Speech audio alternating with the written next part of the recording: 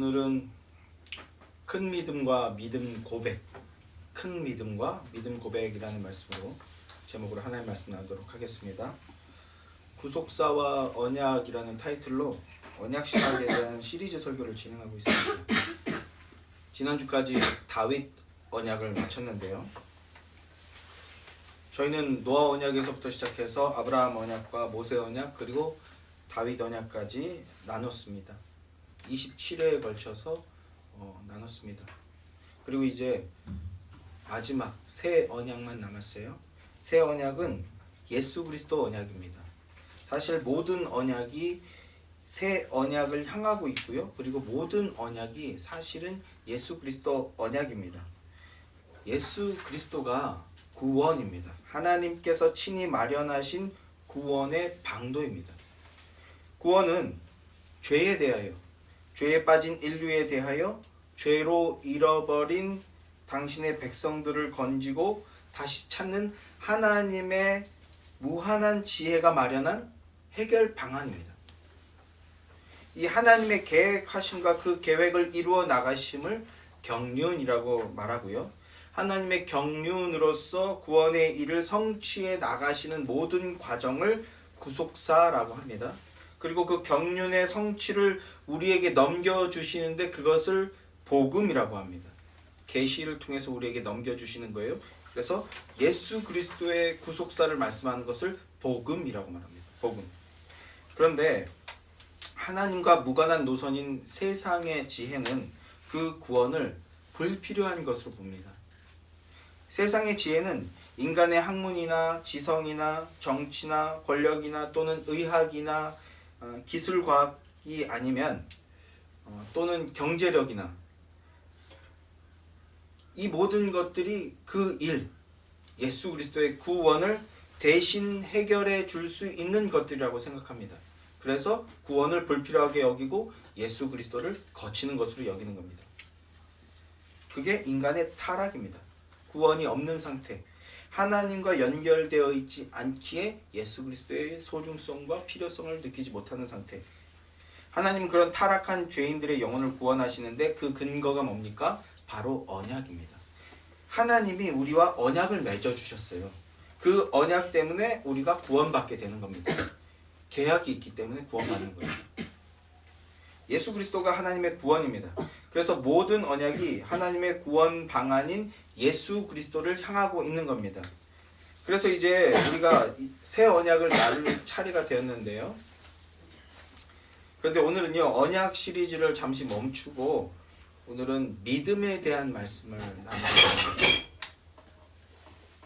믿음에 대한 말씀. 예수님께서 한 여인을 향해서 여자여 내 믿음이 크도다, 이렇게 네가 큰 믿음을 가졌다, 이런 말씀을 하십니다. 큰 믿음. 그런데 큰 믿음이 뭘까요? 그리고 큰 믿음이 있다면 작은 믿음도 있다는 거잖아요. 그래서 믿음이 작도다, 작은 믿음에 관한 말씀도 나오거든요. 그럼 작은 믿음은 뭘까요? 그리고 또 이렇게 큰이 있으면 작은도 있다는 거 아닙니까? 그러면 작은이 있으면 중간도 있는 거 아닌가? 이런 생각들을 하시는 분들이 반드시 어딘가에 꼭 있습니다. 뭔가 분위기 때문에 우리가 드러내놓고 이야기하지는 못하지만 그러나 이런 생각에 빠져드시는 분들이 어딘가에는 반드시 꼭 있습니다. 어떻게 보면 자연스러운 거죠.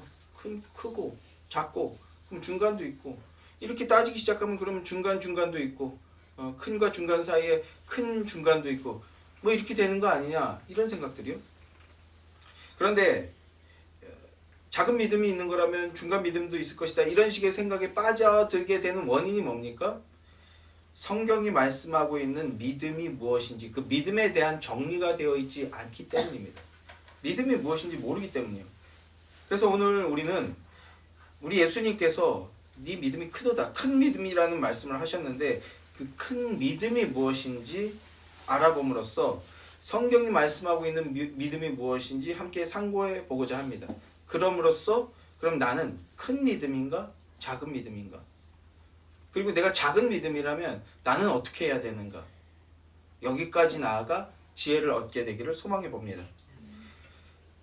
자, 설교를 시작하기 전에 한 말씀만 더 첨언을 하겠습니다. 서론이 길어지는 것 같아서 좀 죄송한데요.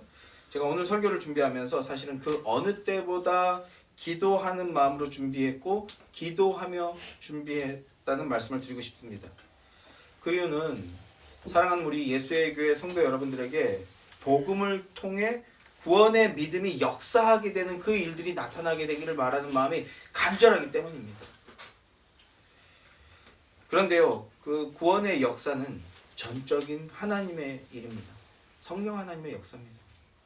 그래서 간절하게 성령님, 우리 성도들의 마음과 의지를 설득하여 주셔서 저들에게 믿음을 주시고 저들이 입술 벌려 그 믿음 고백을 하게 해 주십시오. 여기서 중요한 것은요, 입술을 실제로 벌려서 음성으로 소리를 내는 것이 중요하다라는 거예요. 입술을 벌려서 믿음 고백을 하게 해 주십시오. 이렇게 간절히 기도하며 오늘 설교를 준비했습니다. 그랬더니요, 하나님께서 놀랍게도 제 동역자들을 보내주셔서 오늘 설교와 매우 밀접하고 직접적인 내용들을 미리 조언하게 해주시고 듣고 나누게 해주셨어요. 아, 어찌나 신기하던지요. 이 믿음 고백에 관한 이 내용에 대해서 구속사적 관점과 율법주의적 관점과 그 다음에 성경신학적 견지에서의 내용들을 풍성하게 나누게 해주셨습니다.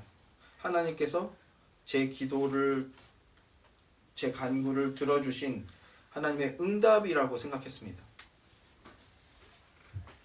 그래서 하나님께서 응답해 주신 줄로 믿고 하나님께서 오늘 이 설교를 들어서 사용해 주시고 여러분들의 심령 속에 은혜의 역사를 일으켜 주실 줄로 믿으며 오늘 설교하고자 합니다. 그래서요, 여러분들에게 당부의 말씀을 드립니다. 오늘 설교를요, 평소처럼 열심히 들으십시오. 열심히 들으시고, 그러나 평소보다는 좀 다르게 반드시 오늘은 입술을 벌려서 소리내어 아멘 하시기 바랍니다. 아멘이십니까? 네, 이렇게 순종하는 믿음이 복되도다. 아멘 한다는 것은요, 이런 경우들이 있어요. 설교자의 기운을 돋우기 위해서 리액션으로 하는 경우들이 있죠. 심지어는 그런 사람들이 있죠. 기운 빠진다. 아멘 좀 해라. 막 이렇게 강요하는 사람들도 있잖아요. 아멘? 안 아멘? 막 이렇게 강요하시는 분들도 있잖아요.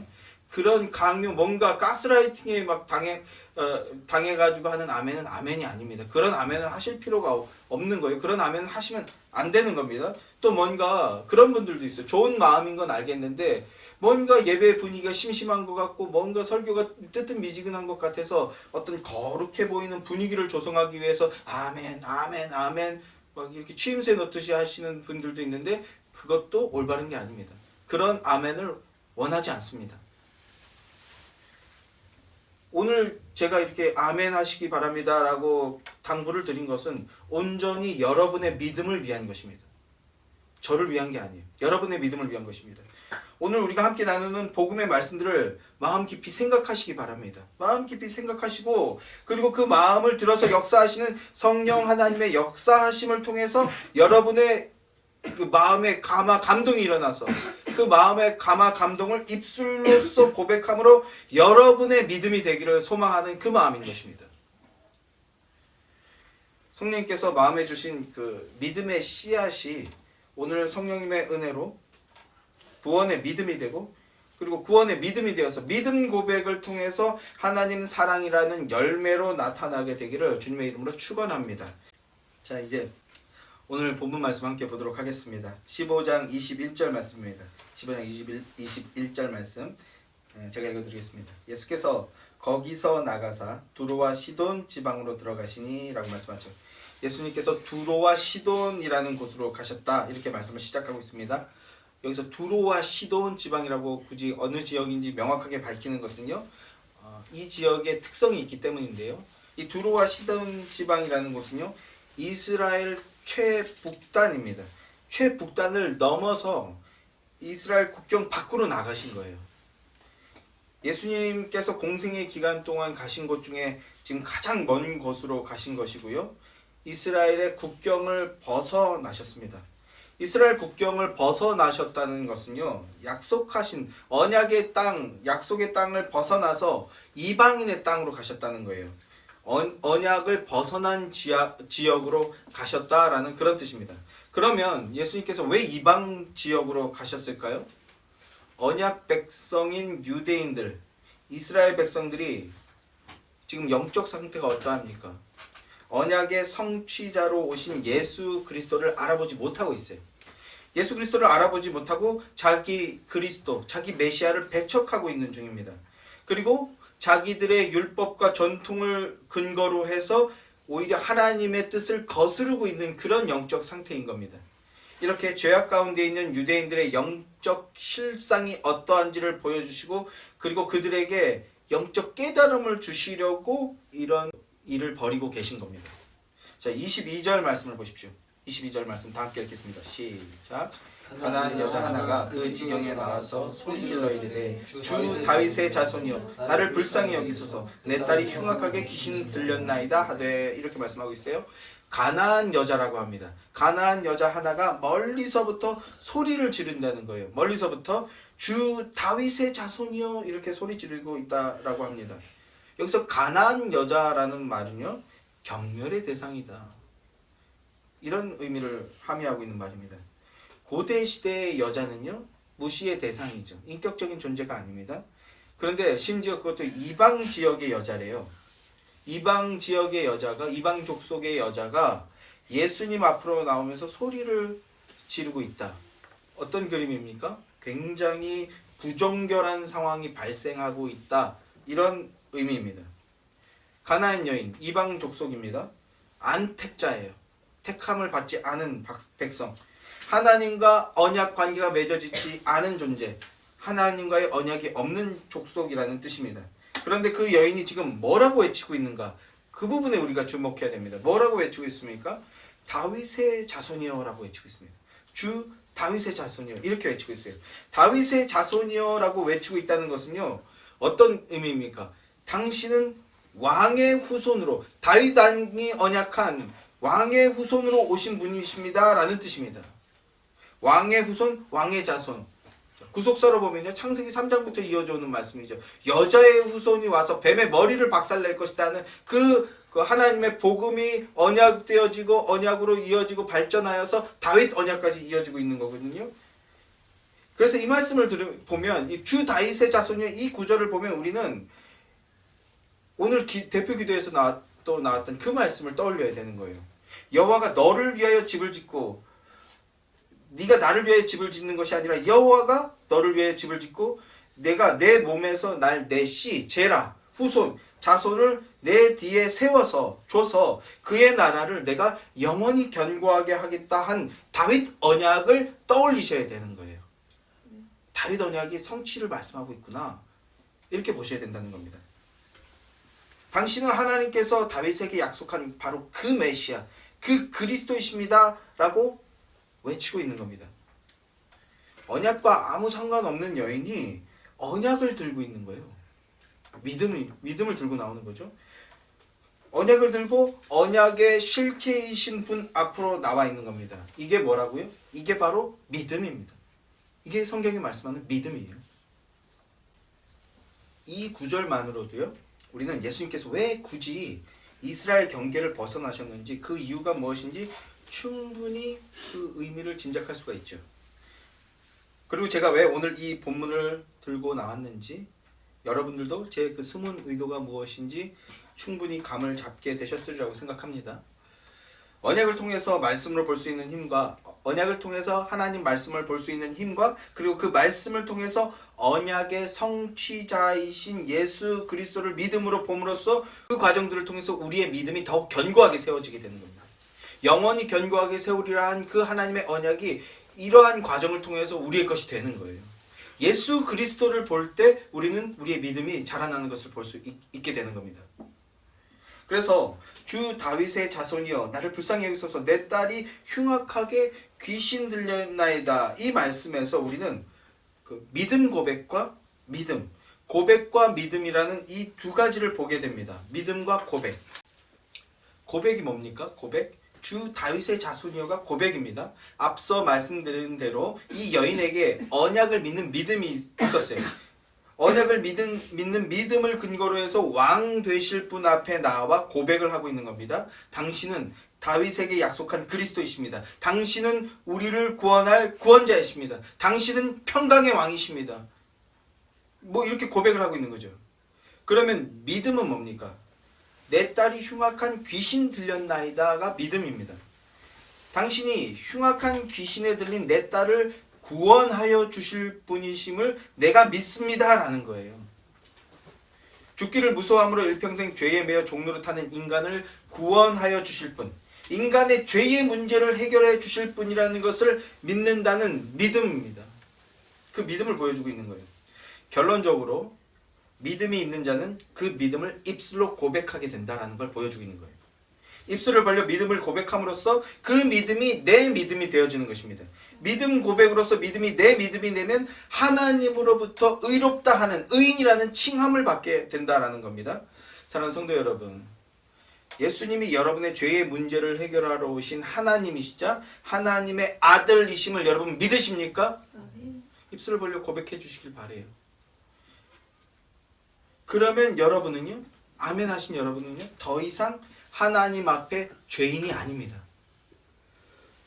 성도 여러분, 다시 한번 여쭤볼게요. 예수 그리스도께서 우리의 죄를 대신하여 십자가에서 죽으셨고 그리고 부활하셨음을 믿으십니까? 아멘이십니까? 아멘. 네, 그러면 여러분은요, 죄가 용서되어졌고요, 이제 여러분은 하나님으로부터 의롭다 함을 받는 하나님의 의인이자 하나님의 자녀가 되었습니다. 의롭다함을 받은 자로서 이제 날마다 더욱 믿음 고백을 하며 이제 더욱 예수님을 사랑하게 되는 성화의 삶을 사는 하나님의 신실한 자녀들이 되시길 주님의 이름으로 축원합니다. 그 일은요, 예수 그리스도 묵상할 때 나타나는 거예요. 예수 그리스도 바라보고 예수 그리스도를 믿음으로 고백할 때 그 일이 나타나게 되는 겁니다. 가나안 여인은 이 믿음 고백을 했습니다. 그런데요, 예수님의 반응이 좀 이상합니다. 예수님의 반응이 우리 예상과 달라요. 자, 23절, 24절 말씀을 함께 읽겠습니다. 본문 23절, 24절 말씀 다 함께 시작. 예수는 한 말씀도 대답하시지 아니하시니 제자들이 와서 청하여 말하되 그 여자가 우리 뒤에서 소리를 지르니 그를 보내소서. 예수께서 대답하여 이르시되 나는 이스라엘의 집에 잃어버린 양 외에는 다른 데로 보내심을 받지 아니하였노라. 이렇게 말씀합니다.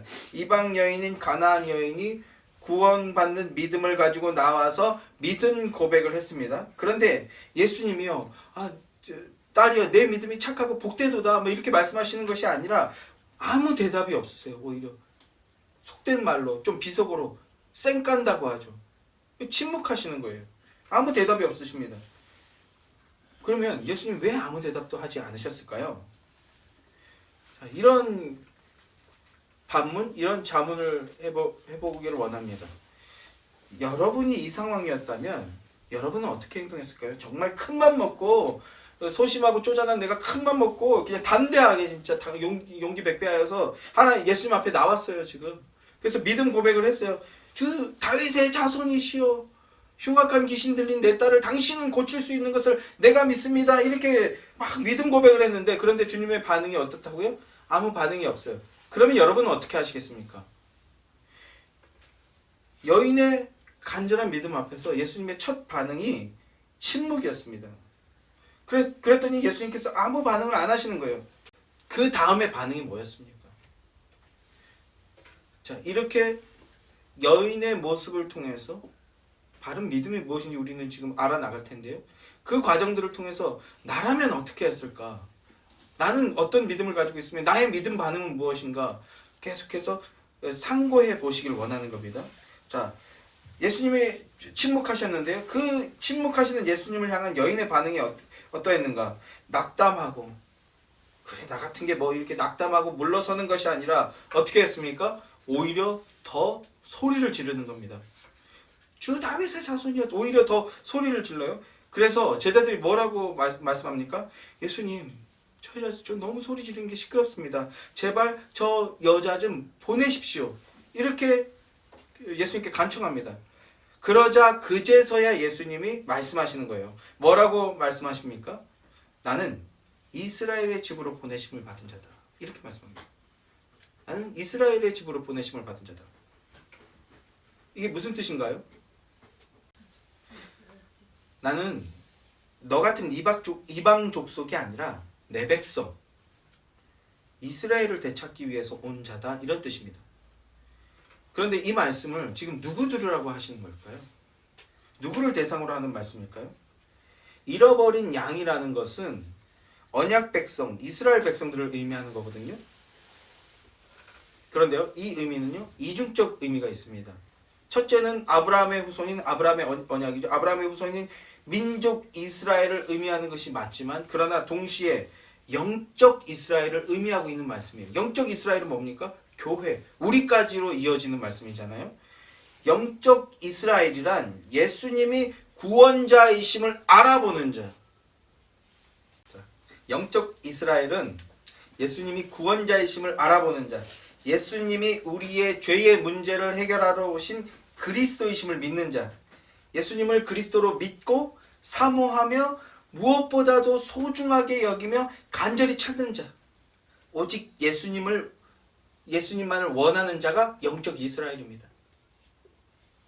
예수님이 나는 이스라엘의 집에 어린 양, 잃어버린 어린 양 외에는 다른 데로 버림심을 받지 않았다라고 말씀하시는 것은 민족 이스라엘, 스스로 언약 백성이라고 자부하지만 그러나 그 언약의 실체이신 예수 그리스도를 전혀 알아보지 못하는 이스라엘의 영적 현실, 영적 실체를 폭로하고 계신 겁니다. 너희는 믿음 없어. 이렇게요.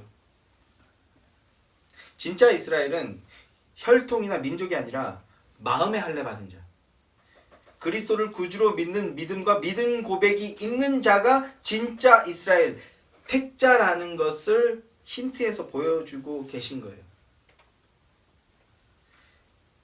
가나안 여인의 간청에도 불구하고요, 주님은 나는 민족 이스라엘을 위해서 왔다, 이렇게 말씀하시고 외면하시듯 말씀하시는 겁니다. 그러자 여인은 또 어떤 반응을 보입니까? 자, 이번에는 또 어떤 반응을 보이는지 25절 말씀입니다. 다 함께 읽겠습니다. 시작. 여자가 와서 예수께 절하며 이르되 주여 저를 도우소서. 주여 저를 도우소서. 여자가 와서 예수께 절하며 라고 말하고 있죠. 절하다. 이 절하다라는 것은요, 왕께 하는 겁니다. 두 무릎을 꿇고 엎드리는 거잖아요. 두 무릎을 꿇고 엎드리는 것. 자, 서양에서는 결혼을 할 때 여자한테 청혼할 때 어떻게 합니까? 이게 점점 우리나라도 이제 흉내를 내는데 이런 건 또 잘 흉내내네요. 두 무릎 꿇지 않고 한 무릎만 꿇죠. 이 한 무릎을 꿇고 여자를 향해서 반지를 내면서 청혼합니다. 이건 무슨 뜻입니까? 두 무릎은 오직 왕께, 신께만 꿇는 거다. 그래서 한쪽 무릎을 꿇으면서 내 절반을 당신에게 바치겠다, 이런 의미예요. 내 전부는 하나님께 바치고 내 절반을 당신께 바치겠다. 그러면 여자의 절반과 나의 절반이 합쳐져서 하나가 되는 거잖아요. 이런 어떤 성경적인 의미가 있는데 두 무릎을 꿇는 겁니다. 두 무릎을 꿇는다라는 것은요, 왕으로 대접하고 있는 거예요. 그러니까 가나안 여인은 예수님을 왕으로 대하고 있는 겁니다. 나는 이스라엘 왕이다라고 나는 당신이 이스라엘의 왕인 것을 믿습니다라고 말씀하시는 건데, 아니요, 다시요. 예수님이 나는 이스라엘의 보냄을 받은 왕이다, 이렇게 말씀을 하시는 건데 여인은요, 어떻게 반응합니까? 아닙니다. 당신은 저의 왕이십니다, 이렇게 고백하고 있는 거예요. 이런 반응을 계속 지켜나가고 있는 겁니다. 계속 믿음 고백을 이어나가고 있다라는 겁니다. 그러자 드디어 예수님께서 결정적인 반응을 보일 수 있는 거예요. 그 반응이 어떠한지 함께 보겠습니다. 26절, 27절 말씀 함께 읽겠습니다. 시작. 대답하여 이르시되 자녀의 떡을 취하여 개들에게 던짐이 마땅하지 아니하니라. 여자가 이르되 주여 옳소이다마는 개들도 제 주인의 상에서 떨어지는 부스러기를 먹나이다 하니라. 엄청 지금 어마무시한 지금 말씀이 나오고 있죠. 주님은 나의 구원이시고 나의 왕이십니다. 주님, 저를 구원해 주십시오. 이렇게 고백하는 여인을 향해서 예수님께서 뭐라고 말씀하십니까? 자녀의 떡을 개들에게 던지면 마땅하지 않다, 이렇게 말씀하십니다. 자녀는 민족 이스라엘을 말씀한다고 말씀드렸죠? 그럼 떡은 뭘까요? 여기서 우리가 떡이 뭔지 살펴보고 좀 넘어가야 되는데, 떡을 아무한테나 줄 수 없다. 무슨 호랑 말코 같은 개뼈다귀 같은 듣보잡에게 이 떡을 줄 수 없다. 이런 어마무시한, 오늘날로 치면 진짜 인권을 처절하게 유린하는 독설 같은 말씀을 지금 내뱉고 계신데요. 이런 독설 같은 말씀의 의미를 살피기 전에 먼저 이 떡이 뭘까요? 떡이 말씀하고 있는 바. 이 떡은요, 예수 그리스도입니다. 예수 그리스도. 14장을 보면요. 오늘 우리가 15장을 봤는데 14장 말씀을 보면 그 유명한 오병이어 사건이 나옵니다. 오병이어 사건이 뭡니까? 떡 5개, 물고기 2마리를 5,000명을 먹었는데 12광주리가 남았다. 이 기적이잖아요. 그 오병이어의 의미가 뭡니까? 요한복음에서 이 오병이어의 의미를, 영적인 의미를 정확하게 드러내 보여주는데, 인간은 이 땅의 떡으로 사는 것이 아니라 영원한 하늘의 떡을 먹고 사는 존재다라는 것을 알려주시는 사건이었어요. 그런데 사람들은 땅의 떡만 요구하고 땅의 왕이 되어달라고 요구하는 사건이었잖아요. 그러니까 하늘의 떡이 뭐였습니까? 요한복음 6장 38절에서 내가 곧 생명의 떡이다 이렇게 말씀합니다. 예수 그리스도라는 겁니다. 요한복음 또 6장 51절 말씀에 나는 하늘에서 내려온 살아있는 떡이니 사람이 이 떡을 먹으면 영생하리라 이렇게 말씀합니다. 떡은 바로 예수 그리스도라는 거예요. 이 말씀이 오늘 교회에게는 어떻게 적용이 됩니까? 하나님의 입에서 나온 말씀, 예수 그리스도. 이 예수 그리스도의 복음이 사람이 사는 참된 양식이다. 복음을 먹어야 된다. 이 말씀으로 적용되는 거죠. 영혼의 양식. 하늘의 양식인 예수 그리스도의 복음을 듣고 믿음으로 사는 것이 구원이고 생명이다라는 겁니다. 그런데 이스라엘은 알아듣지 못했어요. 또한 오늘날도 마찬가지입니다. 믿음 없는 자는 이 말씀을 알아듣지 못하는 거예요. 교회에 다니지만. 마태복음 15장에 이어지는 말씀, 14장에 이어서 15장에서 이어지는 말씀은 어떤 말씀이냐면요. 또 떡에 관한 말씀입니다. 떡을 먹을 때 손 씻지 않는 제자들을 보면서 장로들의 전통을 어겼다고 항변하는 바리새인들의 이야기가 나옵니다. 이 바리새인들이 계명의 중요성을 말하고 있는 건데 정작 계명의 실체이신 예수 그리스도를 알아보지 못하는 그런 이스라엘을 향해 너희는 영적 맹인이다라는 것을 질타하고 계신 거예요. 그리고 이어서 오늘 본문인 가나안 여인 이야기가 등장하는 거예요. 저를 개라고 부르셔도 좋습니다. 저를 개라고 부르셔도 괜찮고 떡 부스러기라도 괜찮습니다. 이런 말씀을 해주고 이런 고백을 하고 있는 거예요. 인간을 구원해주고 생명을 주는 그 떡이 제게 필요합니다. 그 떡을 저는 먹기 원합니다. 그 떡을 제게 주십시오. 이렇게 고백하고 있는 겁니다. 또 이어지는 15장 32절 이하의 말씀들을 보면요. 또 떡의 이야기가 나옵니다. 칠병이어 사건이죠. 칠병이어의 이적을 보여주시고 나서 이렇게 말씀하십니다. 악하고 음란한 세대가 표적을 구한다. 이렇게요. 그리고 누룩을 주의하라 말씀하십니다. 영적 맹인들은 복음과 복음의 실체이신 예수 그리스도, 복음의 본질이신 예수 그리스도를 찾는 게 아니라 자신의 종교심을 채우기 위해서 무언가 예수 그리스도 말고 다른 걸 찾고 있다는 거예요. 성경을 통해서, 교회를 통해서, 예배를 통해서 자신의 욕구를 채울 무언가를 찾고 있다는 거예요. 그게 뭡니까? 누룩을 주의해야 된다. 그 말씀입니다. 예수의 이름으로 자신의 기대와 만족과 유익을 찾고 구하는 것, 그게 누룩이고 그걸 주의해야 된다는 거예요. 그런 자들에게, 그걸 주의하지 않고 그걸 추구하는 자들에게 멸망이 있을 것이라고 저주하는 것입니다. 이에 반해 언약 밖에 있는 족속, 이방 족속인 가나안 여인은 뭐라고 고백했습니까? 당신의 말씀이 옳습니다. 저는 언약 밖에 존재이고 그 구원을 받을 만한 자격과 공로가 없는 자입니다. 그런데 개들조차도 주인의 상에서 떨어지는 부스러기라도 먹지 않습니까? 이렇게 말합니다. 이게 무슨 뜻이라고요? 예수님이 살아계신 하나님의 아들이시다. 언약의 실체로 오신 메시아 그리스도이시다라는 걸 내가 알고 내가 믿습니다라는 믿음 고백이라는 겁니다. 당신이 구원자이심을 믿습니다. 나를 구원하여 주실 분인 것을 내가 믿습니다. 그 구원을 내게도 주십시오라는 고백이라고 해요. 이게 믿음입니다. 자, 그러자 이제 비로소 예수님이 대답을 하십니다. 뭐라고 대답하십니까? 27절 말씀입니다. 다 함께 시작. 이에 예수께서 대답하여 이르시되 여자여 내 믿음이 크도다. 내 소원대로 하시니 그때로부터 그의 딸이 나으니라. 아멘. 여자여 내 믿음이 크도다. 내 소원대로 되리라. 끝까지 믿음을 잃지 않고 인내하고 견디며 믿음 고백을 이어간 여인을 향해서 예수님이 비로소 큰 믿음을 가졌다 칭찬해주고 계십니다. 그러니까 큰 믿음이란 사이즈가 큰 믿음이 있고 좀 큰 교회를 섬길 수 있는 그런 믿음이 있고, 우리처럼 이렇게 조그만 교회나 섬기는 믿음이 있고, 아니면 뭐 사업을 벌려도 크게 할 수 있는 배포가 큰 그런 그릇이 큰 믿음이 있고, 그러나 분량에 따라서 작은 이런 게 아니라는 거예요. 이런 게 아닙니다. 큰 믿음이란 진짜 믿음이란 뜻입니다. 너의 믿음이 참 믿음이다 라는 뜻입니다. 그러면 작은 믿음은요, 참된 믿음이 아니다, 거짓 믿음이다 라는 것입니다. 거짓 믿음. 여기서 한 가지, 오늘 여기에 더 추가 설명은 하지 않겠지만 한 가지 단서가 붙어야 되는데요. 뭐냐면 작은 믿음이지만 아직은 작은 믿음이다 라고 할 수 있어요. 아직은 작은 믿음이다. 지금은 작은 믿음이지만 그 작은 믿음, 거짓 믿음이 폭로되었을 때 나타나는 반응을 통해서 큰 믿음, 진짜 믿음을 누구든지 가질 수 있게 되기 때문입니다.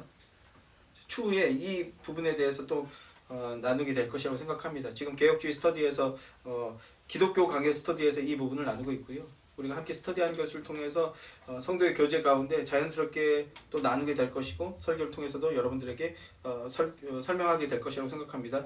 자, 개혁주의에서는요, 개혁주의 신학은 큰 믿음과 작은 믿음을 구분하고, 그리고 구원받는 참 믿음과 구원받지 못하는 거짓 믿음을 분별하여서 정립해서 우리에게 알려주고 있습니다. 그래서 그걸 큰 믿음, 참 믿음, 거짓 믿음을 일시적 믿음, 거짓 믿음, 위선적인 믿음, 유사 그리스도인 이렇게 분별합니다. 자, 마태복음 14장을 보시면, 제가 읽진 않을게요. 마태복음 14장을 보면 어떤 사건이 나오냐 하면, 바다 위로 걸어오시는 예수님을 보며 물 위를 걷는 베드로 이야기가 나옵니다. 베드로 이야기. 예수님의 말씀하셨어요. 물 위를 걸으라. 이 예수님의 말씀을 따라서 예수님을 향해서 물 위를 걸어갑니다. 말씀을 따라 주님만 보고 나아갈 때는요, 베드로도 물 위를 걸을 수 있었다는 거예요. 물 위를 걸었어요. 그런데 걷다가 어떤 상황이 벌어집니까? 환경을 바라보고 바람 소리를 들었어요. 이 소리를 듣고 환경을 바라보니까, 그리고 내가 걸어가는구나라고 하는 나의 중심, 나의 초점을 맞추니까 어떤 일이 벌어집니까? 두려워서 떨다가 물에 빠지게 됩니다. 이 베테랑 어부인 베드로가 물에 빠지자 어떻게 말합니까? 두려워 벌벌 떨면서 주님, 저를 건져주십시오, 저를 살려주십시오, 이렇게 소리 지르죠. 주님은 이런 베드로를 향해서 뭐라고 말씀하십니까? 믿음이 작은 자요, 작은 믿음이라고 말씀하십니다. 가짜 믿음이라는 거, 거짓 믿음이라는 거죠. 작은 믿음이란 그릇이 작다, 소심하다 이런 뜻이 아니라, 전적으로 주님을 신뢰하지 않는 믿음은 참 믿음이 아니라는 것입니다. 또 사도행전 8장 9절부터 24절 말씀을 보게 되면 마술사 시몬이라는 사람에 대한 이야기 나옵니다. 시몬 마구스에 대한 이야기. 전도자 빌립이요, 복음 전도를 합니다. 복음을 증거해요. 하나님 나라와 예수 그리스도의 복음을 증거하자 어떤 일이 벌어지냐면, 많은 사람들이 회심하여서 빌립 앞으로 나와 세례를 받는 일들이 나타나게 됩니다. 그 모습을 봤어요. 마술사 시몬이 그 모습을 봤습니다. 그래서 시몬도 앞으로 나와서 세례를 받고요, 그리고 빌립을 쫓아다닙니다. 예수 그리스도를 고백하고 빌립을 쫓아다녔어요. 세례를 받는다라는 것은요, 단순히 물을 끼얹어서 어떤 교회의 표식을 삼는 게 아니라, 세례를 받는다는 것은 예수 그리스도의 대속의 피로써 내가 새 생명을 얻었다 하는 믿음 고백을 하는 사건인 겁니다. 물 자체에는 아무 의미가 없어요. 그 믿음 고백이 있는 자에게 물을 끼얹음으로써 죽고 살아난 자라는 것을 교회에 공증하는 것이지, 물 세례 자체에는 아무 효능이 없습니다. 이렇게 믿음 고백인데, 그런데 마술사 시몬이 회심을 체험하고 그리스도의 백성이 세례를 받았으므로 그리스도의 백성이 되었다라고 생각을 했던 겁니다. 그런데 베드로 사도와 요한 사도를 쫓아다니면서 그가 안수하는 것을 봤어요. 사도들이 안수하자 많은 사람들이 성령 받는 모습을 보게 됩니다. 성령 받는 모습을 보고 시몬 마구스가 무슨 행동을 벌이냐면, 베드로에게 돈을 건넵니다. 돈을 건네면서 자신에게도 그런 사람들을 뒤집어 엎는, 막 부르르 떨더니 뭐 자빠졌을까요? 그러지 않았을 거라고 생각하는데요, 저는. 막 아니면 막 펄펄 뛰면서 막 그 반 날아다니는 그런 상태가 됐을까요? 그러지도 않았을 거라고 생각해요. 요즘 또 그런 이단들이 도처에서 막 들끓어서 막 어떤 카리스마 있는 전도자가 막 손을 얹고 기도하니까 몸을 부르르 떨면서 막 갑자기 희죽희죽 웃고 그러는데, 제가 봤을 땐 간질거린 거예요. 그건. 급격한 쇼크를 받아서 몸에 충격이 온 거지 성령 받은 게 아닙니다. 요새 특별히 또 가장 대표적인 그런 이단자 박혁 전도자라는 사람이 아주 세련된 포장으로 지금 또 사람들을 현혹하고 있는데 가짜예요. 마치 그런 것처럼 지금 시몬 마구스도 사도들이 손을 얹고 기도하자 성령 받는 일들 황홀해 보였겠죠. 성령 받는 일이 사람들이 뒤집어지고, 그리고 더 중요한 거 사람들이 막 모여들더라는 겁니다. 그 앞으로. 그래서 그 사람들을 끌어모으는 그 권능을 내게도 달라고 요청하는 거예요. 돈을 주면서 그 권능을 나에게도 주십시오. 그러자 베드로 사도가 네가 은과 함께 멸망할 것이다 이렇게 저주를 퍼붓죠. 이 사건을 통해서 시몬 마구스가요 세례도 받았고요, 예수 그리스도에 대한 믿음 고백도 했습니다. 그럼에도 불구하고 거짓 믿음이 어떠한 것인지 설명하고 있는 겁니다. 예수 그리스도에 대한 상당한 이해와 그리고 믿음 고백과 비슷한 고백이 있었다라는 거예요. 그러나 시몬 마구스의 믿음 고백은 참된 고백이 아니었습니다. 어떤 것이었냐면 지식적 동의였다라는 거예요. 지식적 동의. 지식적 동의 자체는 믿음 고백이 아니라는 겁니다. 참된 믿음이 아니라는 거예요. 지식적 동의라는 건 어떤 거냐면요, 하나님의 존재를 인정하는 거예요. 예수 안 믿고 교회 안 다니는 사람들 중에서도요, 하나님이 존재한다라는 걸 인정하는 사람들이 있어요. 그러나 그들을 성도라고 하지 않죠. 하나님의 존재를 인정하고 하나님의 능력이 있음을 믿고 인정하며 추구합니다. 그러나 그 자체는 믿음이 아니라는 거예요. 출애굽기에 보면 애굽왕 바로도요, 모세 앞에서 하나님의 능력을 인정하는 고백들을 합니다. 10가지 재앙 앞에서 자신의 약함을 인정해요. 신인데, 태양 신인데 자신을 부정하고 자신을 약함을 인정하고 하나님을 신으로 인정합니다. 그리고 심지어 하나님의 도움을 요청합니다. 그러나 하나님을 인정하고 하나님의 능력을 인정하고 하나님의 도움을 요청했다고 해서 그걸 믿음 고백이라고 할 수 없죠. 그걸 믿음 있는 자 성도라고 할 수는 없다라는 겁니다.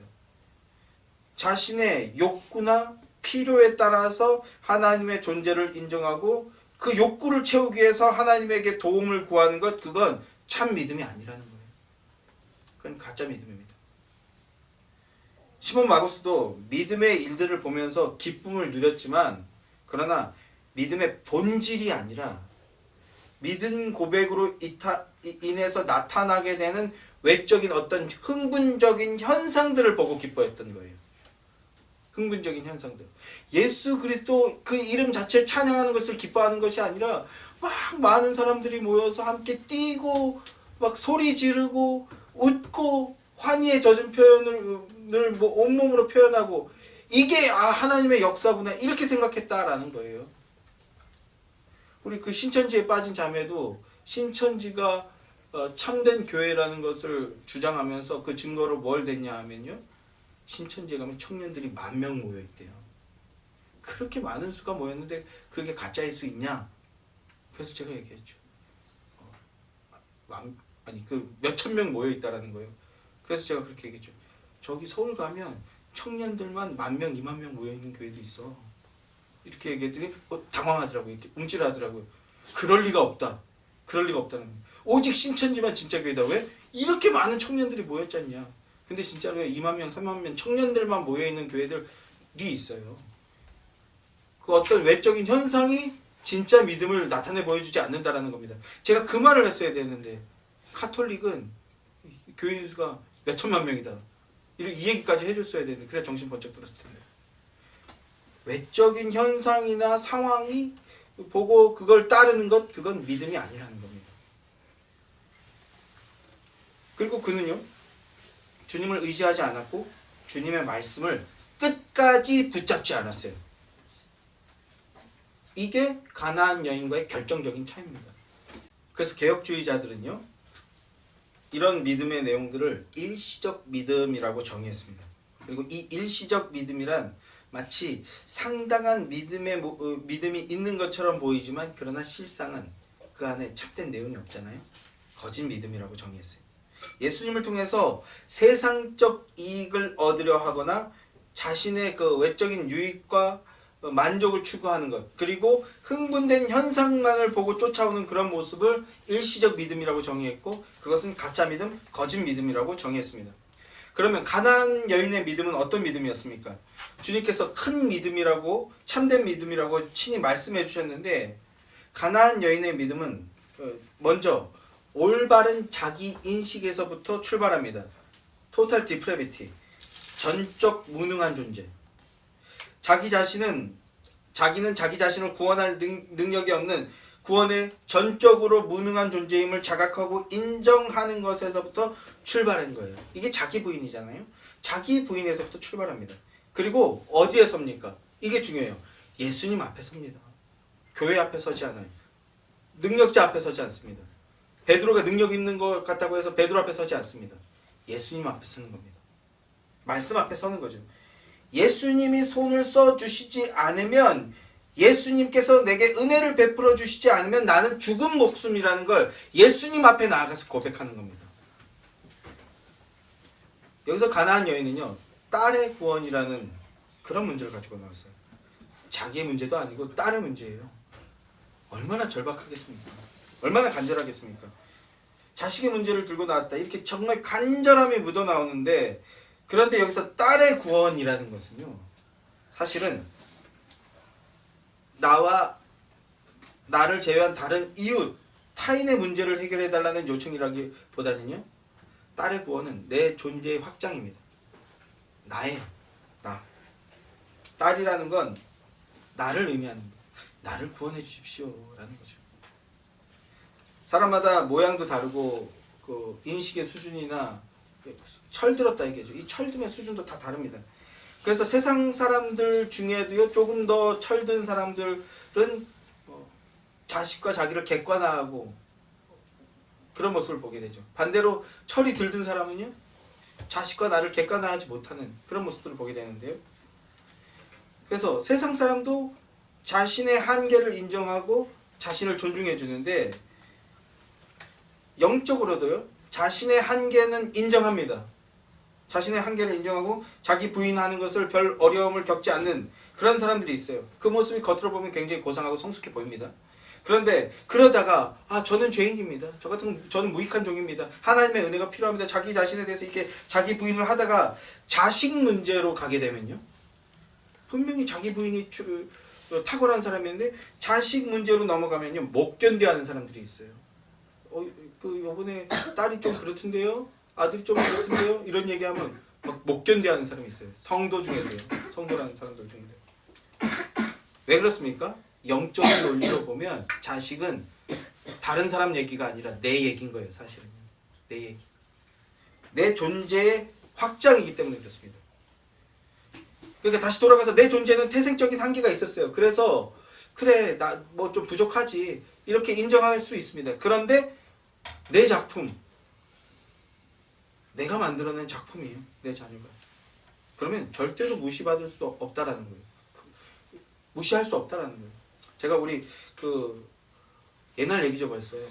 우리 주신이 주은이 어렸을 때 50일 만에 이제 생후 50일 만에 교회를 데려갔어요.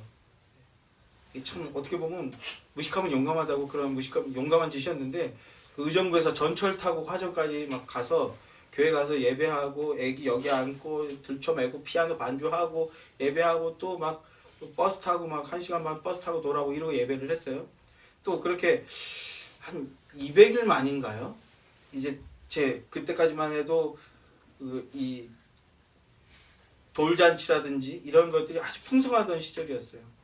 모교회 이런 이벤트들 때문에 이제 모교회 선배, 동료, 동생들이 이제 오랜만에 이제 만나게 되는 날이 됐어요. 드디어 처음으로 저의 그 쌍둥이 주신이 주은이를 딱 안고 제 지인들에게 공개하는 날인 거죠. 다 기분 좋게 그 동생들, 좋아하는 형들, 친구들 만날 생각에 막 기분이 좋아지는데, 점점 그 현장에 그 돌잔치에 다가가니까 제가 막 긴장이 되는 거예요. 왜 긴장했을까요? 제 작품들 그것도 한 번에 2개나 만들었어. 탁월하지 않습니까? 그래서 그때 막 제 팬티 가져가겠다 이런 농담들도 많이 하고 막 그랬는데 내 작품들을 공개하는 날이잖아요. 공개하려고 하니까 막 긴장이 되는 거예요. 왜 긴장했을까요? 나라는 존재. 내가 있어 보일까 없어 보일까예요. 사실은 그 내면을 깊게 들어가면 애들이 다 이쁘지 뭐. 2개여서 이쁨이 2개겠지만 뭐 다 이쁘지. 애들이 안 이쁜 애들이 아주 간혹 있긴 하지만 애기는 다 이뻐요. 그 애들보다 내가 그들에게 어떻게 보일까? 나의 관심이 있는 거예요. 그러니까 이 딸의 문제, 자식의 문제를 지적했을 때 부인한다? 분노한다? 그건요? 자기 부인이 없다라는 거예요. 그런데 가나안 여인의 믿음은요? 철저하게 자기 부인하는 겁니다. 진짜 믿음은 여기서 출발한다라는 거예요. 예수님이 아니면 제 딸과 그리고 저가 살 수 없음을 압니다. 저를 도와주십시오. 저를 살려주세요. 이런 고백을 하고 있는 겁니다. 참된 믿음이란 여기서부터 출발하는 게 참된 믿음이라는 거예요. 큰 믿음. 그러니까 큰 믿음이란 참 믿음, 진짜 믿음인데 그 믿음의 특징이 무엇이냐? 첫째, 예수님 앞에 자기 자신이 누구인지를 알고 인정하는 겁니다. 둘째, 예수님이 누구신지 아는 것, 예수님이 누구신지 바르게 알고 그분 앞에 서서 그분의 말씀에 마땅한 반응을 하는 것. 즉, 그분의 말씀에 순종하는 것이 참 믿음이요, 큰 믿음입니다. 여인의 믿음은 언약을 믿는 믿음에서부터 출발한 믿음이었고요. 여인의 고백은 철저히 주님의 주권을 인정하는 고백이었던 겁니다. 그리고 주님의 반응이 내 뜻과 달라도, 내 기대와 달라도, 내 기대와 맞지 않아도 인내하면서 나아가는 믿음이었어요. 말씀만 붙들고 의지하는 믿음이었습니다. 이것이 주님께 인정하시는 큰 믿음이었습니다. 참 믿음이었습니다. 사랑하는 성도 여러분, 여러분에게 참 믿음, 큰 믿음이 있게 되기를 주님의 이름으로 소망합니다. 예수 그리스도 앞에 나가는 거예요. 예수 그리스도 앞에. 예수 그리스도에 대한 바른 이해 속에서 무시로 예수님 앞에 나아가는 거예요. 이게 믿음입니다. 때때로 우리 주님이 나에게 침묵하실 때 그때에도 주님만 붙들고 의지하는 것. 그 믿음 잃지 마시기를 바랍니다. 또 때때로 나의 허물을 지적하고 나를 찌르는 말씀을 하실 때가 있어요. 사실 복음 자체가 먼저 그것부터 시작합니다. 복음을 전하는 자가 무슨 요즘 부도자 예배라 그래갖고 듣는 사람들이 싫어할 만한 얘기들은 하지 말자 이런 거를 막 떡하니 주장하는 목사들이 있는데 가짜입니다. 그것도 가짜. 왜냐하면 아무리 가리고 숨기려 해봐도 복음 앞에 서고 십자가 앞에 서면 제일 먼저 나의 죄악이 폭로가 돼요. 나의 믿음 없음이, 나의 연약함이 먼저 폭로되고 시작합니다. 복음 앞에 서면 우리의 연약함이 먼저 고발이 됩니다. 그 폭로 앞에 굴복하는 게 믿음이에요. 그 폭로가 우리의 은혜의 시작임을 인정할 때 비로소 그리스도 안에서 우리는 참된 위로를 얻게 됩니다. 참된 위로는 그리스도 안에 있거든요. 그리고 그 그리스도 안에서 참된 위로를 얻을 뿐만 아니라 우리는 생명, 영생의 힘을 얻게 됩니다. 때로는 나 자신이 버림을 당하는 것처럼 여겨질 때가 있습니다. 그러나 참된 믿음은요, 주님의 언약은 절대 없어지거나 사라지지 않습니다. 영원히 견고하게 하겠다 하신 약속은 반드시 이루어지고 그리고 지금 이 순간에도 진행되고 있습니다. 이것을 기억하고 믿는 믿음이 참된 믿음입니다. 이 참된 믿음을 가진 여러분들이 되시길 소망합니다. 어떤 형편, 어떤 상황에서도 믿음으로 사는 복된 주님의 자녀들 되시기를 우리 주님의 이름으로 축원합니다. 기도하겠습니다.